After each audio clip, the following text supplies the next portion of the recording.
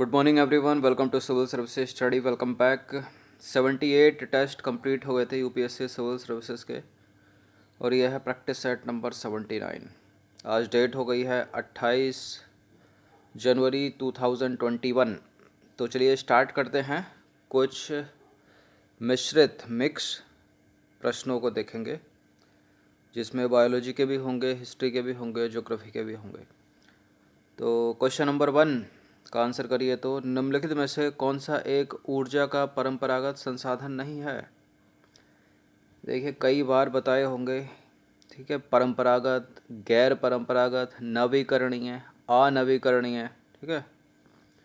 किसी भी तरह से पूछे जा सकते हैं। तो परंपरागत कोयला है, पेट्रोल, डीजल, प्राकृतिक गैस, परमाणु ऊर्जा, ये सब परंपरागत है। कौन सा परंपरागत नहीं है? सौर ऊर्जा, पवन ऊर्जा, ज्वारीय ऊर्जा, जैव भार, ठीक है। तो कोयला हो गया, नेचुरल गैस हो गया, पेट्रोलियम हो गया, परमाणु ऊर्जा, ऊर्जा के जो है परंपरागत स्रोत हैं, जो समाप्य संसाधन है, मतलब एक दिन खत्म हो जाएंगे। जैव भार गैर परंपरागत या नवीकरणीय ऊर्जा संसाधन है, जिन्हें भविष्य के ऊर्जा संसाधनों के रूप में देखा जा रहा है। अन्य नवीकरणीय ऊर्जा संसाधन सौर ऊर्जा, जल, पवन ऊर्जा, भूतापीय ऊर्जा और ज्वारीय ऊर्जा हैं। क्वेश्चन नंबर 2 है प्रकाश संश्लेषण। पौधों में प्रकाश संश्लेषण की प्रक्रिया कहाँ संपन्न होती है? कहाँ पर संपन्न होती है? क्लोरोप्लास्ट में। कहाँ संपन्न होती है? क्लोरोप्लास्ट में। यहाँ एक नाम है माइटोकॉन्ड्रिया, इसको ऊर्जा का पावर हाउस कहते हैं, ठीक है, कोशिका के अंदर। देखिए, पौधों के हरे भाग, जिसे क्लोरोफिल कहते हैं, में क्लोरोप्लास्ट पाया जाता है। यहाँ पर प्रकाश संश्लेषण, यानी इंग्लिश में बोलते हैं इसको फोटोसिंथेसिस की प्रक्रिया जो है संपन्न होती है। क्लोरोप्लास्ट पत्तियों में पाए जाने वाली मेसोफिल कोशिकाओं में अत्यधिक मात्रा में पाया जाता है। कौन सी कोशिकाओं में? मेसोफिल। नेक्स्ट क्वेश्चन है, इनमें से किस प्रकाश में प्रकाश संश्लेषण की प्रक्रिया सर्वाधिक मात्रा में संपन्न होती है? बताइए, कौन सा प्रकाश है वो? नीला और लाल रंग का प्रकाश। सीधे सीधे याद रखना है इसको। तो नीले और लाल प्रकाश में प्रकाश संश्लेषण की दर जो है अधिकतम होती है। क्वेश्चन नंबर 4 है, निम्नलिखित में से कौन से प्रकाश संश्लेषण अभिक्रिया द्वारा निर्मित उत्पाद हैं? पौधे फोटोसिंथेसिस करते हैं। फोटोसिंथेसिस की प्रोसेस, तो उसमें कौन कौन से उत्पाद हैं? ऑक्सीजन बनाते हैं। कैसे बनाएंगे? कार्बन डाइऑक्साइड लेकर, सूर्य के प्रकाश से और भूमि का जल से। एटीपी बनाएंगे या NADPH बनाएंगे? नाइट्रोजन नहीं बनाते। तो इसका आंसर हो जाएगा केवल 1, 2 और 3। तो प्रकाश संश्लेषण की अभिक्रिया द्वारा निर्मित उत्पाद है ऑक्सीजन, ATP, NADPH। इसमें से ऑक्सीजन जो है क्लोरोप्लास्ट के बाहर वितरित होती है, जबकि ATP और NADPH का प्रयोग आहार अथवा शर्करा को संश्लेषित करने की प्रक्रिया में होता है। क्वेश्चन नंबर 5 है, प्रकाश संश्लेषण को प्रभावित करने वाले बाह्य कारक पूछा है। बताइए कौन कौन से हैं? फोटोसिंथेसिस को प्रभावित करने वाले बाह्य कारक कौन कौन से हैं? सूर्य का प्रकाश तो बिल्कुल है ही है, ताप भी है, कार्बन डाइऑक्साइड की सांद्रता भी है, जल भी है। सभी के सभी हो गए, तो डी हो गया इसका आंसर, ठीक है। 1 2 3 4 5। तो प्रकाश संश्लेषण की दर जो है कई कारकों से प्रभावित होती है, जो बाह्य एवं आंतरिक दोनों हो सकते हैं। आंतरिक कारक, पादपों की आकृति, उनकी आयु, पत्तियों का विन्यास कैसा है, पर्ण मध्योतक कोशिकाएं, ठीक है। पर्ण मतलब पत्ते, मध्य मतलब पत्ते के बीच की ऊतक कोशिकाएं, क्लोरोप्लास्ट में आंतरिक CO2 की सांद्रता और क्लोरोफिल की मात्रा आदि। ये सब क्या है? ये सब हैं आंतरिक कारक, फोटोसिंथेसिस की दर को प्रभावित करने वाले। और बाह्य कारक कौन से हैं? सूर्य का प्रकाश, टेम्परेचर, CO2 की सांद्रता तथा जल। आंतरिक एवं बाह्य कारक दोनों ही एक समय में साथ साथ प्रभाव डालते हैं, ठीक है। अब यह प्रश्न आ चुका है हिस्ट्री का। मुगल काल में शेर मंडल निम्नलिखित में से किससे संबंधित था? मुगल काल में शेर मंडल संबंधित क्या है ये? क्या दिल्ली का पुराना किला है, शेरशाह का मकबरा है, हुमायूं का मकबरा है, या हुमायूं का पुस्तकालय है शेर मंडल? जिनको कहते थे शेर मंडल, उसी की सीढ़ी से गिरकर हो गई इनकी मृत्यु। हुमायूं का पुस्तकालय। तो देखिए, मुग़ल काल में हुमायूं एक ऐसा शासक था जिसने पुस्तकालय का निर्माण करवाया और उसे वह शेर मंडल कहता था।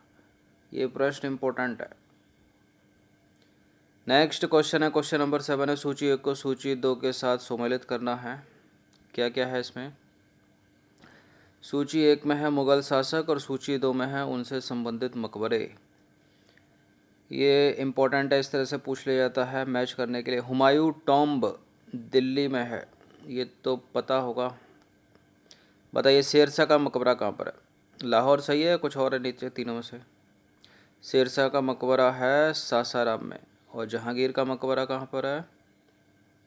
लाहौर में, और अकबर का सिकंदरा सही है। अब नीचे जो स्टेटमेंट हैं, पहले का पहला अगर आपको पता हो तो एक में है पहले का पहला और सी में है, ठीक है, और किसी में तो है नहीं। तो यानी इससे बी आराम से एलिमिनेट हो जाता, डी एलिमिनेट हो जाता, और फिर 1 2 3 4 तो होगा नहीं, तो 1 1 और 4 1 3 2 4, ठीक है, अकबर का सिकंदरा। एक प्रश्न इस तरह से ही पूछा जा सकता है कि इनमें से किसका मकबरा भारत में नहीं है, तो उत्तर क्या हो जाएगा? बताइए, जहांगीर, क्योंकि लाहौर पाकिस्तान में है। तो सही सुमेलन निम्नलिखित में से इस प्रकार से है, मुगल शासक और संबंधित मकबरे। हुमायूं का मकबरा दिल्ली में, हुमायूं टॉम्ब दिल्ली में है। शेरशाह सूरी का मकबरा सासाराम बिहार में। जहांगीर का मकबरा लाहौर पाकिस्तान। अकबर का मकबरा सिकंदरा आगरा के निकट। क्वेश्चन नंबर 8 पर आ जाइए। हुमायूं से रिलेटेड निम्नलिखित में से कौन सा स्टेटमेंट गलत है? कन्नौज की हार के बाद ईरान के शाह के दरबार में शरण मिली हुमायूं को। 1555 में दिल्ली पर फिर से अधिकार कर लिया हुमायूं ने। इसकी मृत्यु पुस्तकालय की सीढ़ी से गिरकर हो गई थी, ठीक है। इसका मकबरा भारतीय स्थापत्य शैली की शुरुआत का सूचक है। बताइए। एक पक्का इनकरेक्ट है, और वो इनकरेक्ट है डी।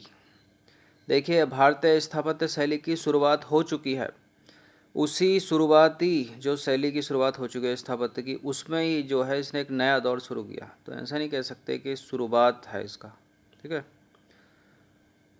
तो 1555 में हुमायूं की मृत्यु के बाद उसकी प्रिय पत्नी ने किले के निकट उसका मकबरा बनवाया, जो उत्तर भारत की स्थापत्य शैली में एक नए दौर की शुरुआत का सूचक है। संगमरमर का भव्य गुंबद इसकी सबसे बड़ी विशेषता है, ठीक है। तो लाइन पढ़ी आपने, जो मतलब कौन? उसका मकबरा जो उसकी प्रिय पत्नी ने बनवाया। भारत की स्थापत्य शैली में एक नए दौर की शुरुआत का सूचक है, यानी भारत की स्थापत्य शैली की शुरुआत पहले ही हो चुकी है, ठीक है। भारत की स्थापत्य शैली में एक नया दौर लेकर आया वो, ठीक है। शैली की शुरुआत पहले हो चुकी है। इतनी छोटी छोटी चीज़ें पकड़नी पड़ती हैं, ठीक है, कुछ प्रश्नों में। क्वेश्चन नंबर 9 पर आ जाइए। खानवा की लड़ाई से रिलेटेड निम्नलिखित में से कौन सा स्टेटमेंट गलत है? खानवा की लड़ाई यानी 1527 का समय याद आ जाता है। बाबर और राणा सांगा के बीच लड़ी गई थी। राणा सांगा ने मुगल क्षेत्र में बयाना पर अधिकार कर लिया था, ठीक है। मेवात के हसन खान ने राणा सांगा का साथ दिया। इस युद्ध से लौटते समय बाबर की काबुल में मृत्यु हो गई। देखिए, एक ट्रिक बताई थी कि 26 में पानी पिया, 27 में खाना खाया, 28 में चल दिया, 29 में घर गया, और 30 में मर गया। यानी 26 का मतलब है 1526, 27 का मतलब है 1527, 28 का मतलब है 1528, 29 का मतलब है 1529, और 30 का मतलब है 1530। 26 में पानी पिया यानी पानीपत का युद्ध, 27 में खाना खाया यानी खानवा का युद्ध, 28 में चल दिया यानी चंदेरी का युद्ध, 29 में घर गया यानी घाघरा का युद्ध, 30 में मर गया यानी बाबर की मृत्यु। जब 30 में मर गया तो 27 में कैसे मर जाएगा? 27 में तो खाना खाया है ना, और खानवा का युद्ध हुआ 1527 में। अब ये स्टेटमेंट कह रहा है कि 1527 में बाबर की काबुल से लौटते हुए मृत्यु हुई, तो गलत है। मृत्यु तो 1530 में हुई है ना। तो देखिए, बाबर जो है पूर्वी उत्तर प्रदेश तक फैले अफगान सरदारों से युद्ध करने के बाद जब काबुल जा रहा था, तभी रास्ते में ही लाहौर में उसकी मृत्यु हो गई थी, ठीक है। तो ये 1530 की बात है, 1527 की नहीं है। अब है क्वेश्चन नंबर 10। निम्नलिखित में से दिल्ली सल्तनत के किस शासक ने सबसे पहले भारत में सैन्य विभाग की स्थापना की? कॉम्पिटिटिव एग्जाम का फेवरेट है ये। किसने अलाउद्दीन खिलजी लगाकर गलत मत कर देना? इसका उत्तर है बलबन। तो सैनिकों की भर्ती करना, उन्हें सभी तरह से सज्जित करना और उनका वेतन देना आरएज की मुख्य जिम्मेदारी होती थी। यह सैन्य विभाग का मुख्य अधिकारी होता था। सबसे पहले भारत में सैन्य विभाग की स्थापना बलबन ने की थी। क्वेश्चन नंबर 11 है, दिल्ली सल्तनत की प्रादेशिक इकाई को पदानुक्रम में लगाइए, बताइए। सबसे पहले इक्ता, उसके बाद सूबा, सिख, फिर परगना। इक्ता, सूबा, सिख, परगना। तो जब तुर्कों ने भारत पर शासन किया तो इसे कई प्रदेशों या इकाइयों में बांट दिया गया जिन्हें इक्ता कहा जाने लगा। ठीक है, इन इक्ताओं को तुर्क अमीरों के हवाले कर दिया गया जिन्हें युक्ति या बली कहा जाता था। यही प्रदेश बाद में सूबे में परिवर्तित हो गए। सूबे के नीचे की इकाई सिख कहलाई और सिख के नीचे की इकाई परगना। दिल्ली सल्तनत में राहट किससे संबंधित था, बताइए। कर से, सिंचाई से, आवास या बधुआ मजदूरी? राहट एक नाम होता है अरहरहट्टा, वो भी पूछा गया यूपीएससी में। सिंचाई से संबंधित है राहट। तो मध्यकालीन सिंचाई व्यवस्था में राहट काफ़ी प्रचलन में था। इसकी सहायता से सिंचाई हेतु पानी अधिक गहराई से निकाला जाता था। ठीक है, अतः राहट जो है सिंचाई व्यवस्था से संबंधित है। क्वेश्चन नंबर 13 है, निम्नलिखित में से किस राज्य में मैग्नीज सर्वाधिक पाया जाता है? किस में पाया जाता है मैग्नीज सबसे ज़्यादा इनमें से, बताइए। उड़ीसा में इनमें से सबसे ज़्यादा है, ऑप्शन नंबर सी। तो मैग्नीज का सर्वाधिक उत्पादन भारत में उड़ीसा है, उसके बाद आता है महाराष्ट्र और तीसरे पर है मध्य प्रदेश की सरकार। क्वेश्चन नंबर 14 पर आ जाइए, निम्नलिखित में से कौन सा एक धात्विक खनिज नहीं है? देखिए, खनिज दो प्रकार के होते हैं, धात्विक और अधात्विक, यानी धातु अधातु देखा जाए तो धात्विक खनिज इनमें से कौन सा नहीं है? बॉक्साइट धात्विक खनिज है, मैग्नीज धात्विक खनिज है, तांबा भी धात्विक खनिज है, लेकिन माइका धात्विक खनिज नहीं है। देखिए, रासायनिक एवं भौतिक गुणधर्मों के आधार पर खनिजों को दो प्रमुख श्रेणियों में बांटा गया है, धात्विक और अधात्विक। ठीक है, यानी धातु और अधातु। इसमें निम्नलिखित हैं। धात्विक खनिज में देखा जाए तो धात्विक खनिज दो प्रकार के होते हैं, एक तो लौह होते हैं, एक अलोह होते हैं। लौह में लोहा हो गया, मैग्नीज हो गया, अलोह में तांबा हो गया, बॉक्साइट हो गया। ठीक है, यानी चुंबक इन दोनों से चिपकेगा, इन दोनों से नहीं चिपकेगा। अधात्विक खनिज में देखा जाए तो इन्हें भी दो श्रेणी में बांटा गया है, एक ईंधन खनिज और दूसरे अन्य धात्विक खनिज, अन्य अधात्विक खनिज। तो ईंधन खनिज में तो पता ही होगा आपको, कोयला हो गया, पेट्रोल हो गया, प्राकृतिक गैस हो गया। और अन्य अधात्विक खनिज में माइका, चूना प्रस्तर और ग्रेफाइट। तो माइका क्या है? अधात्विक है। चूना प्रस्तर होता तो अधात्विक, ग्रेफाइट होता तो अधात्विक। अब हम 15वें प्रश्न, अंतिम प्रश्न की तरफ बढ़ेंगे। पेट्रोलियम भंडार भारत के इन क्षेत्रों में सर्वाधिक पाए जाते हैं, बताइए। किन क्षेत्रों में पेट्रोलियम भंडार इनमें से सर्वाधिक है?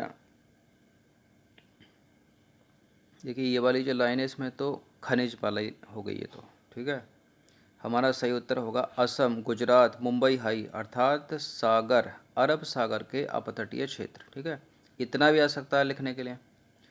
अरब सागर के अपतटीय क्षेत्र में जो है पेट्रोलियम भंडार भारत में सर्वाधिक पाए जाते हैं, ऑप्शन नंबर बी है इसका आंसर। तो भारत में पेट्रोलियम के आरक्षित भंडार असम, गुजरात तथा मुंबई हाई अर्थात अरब सागर के अपतटीय क्षेत्रों में पाए जाते हैं। नए आरक्षित क्षेत्र कृष्णा, गोदावरी तथा कावेरी बेसिनों में पाए गए हैं, ये भी याद रखना है। नए आरक्षित क्षेत्र कहाँ पाए गए हैं? कृष्णा, गोदावरी और कावेरी बेसिनों में।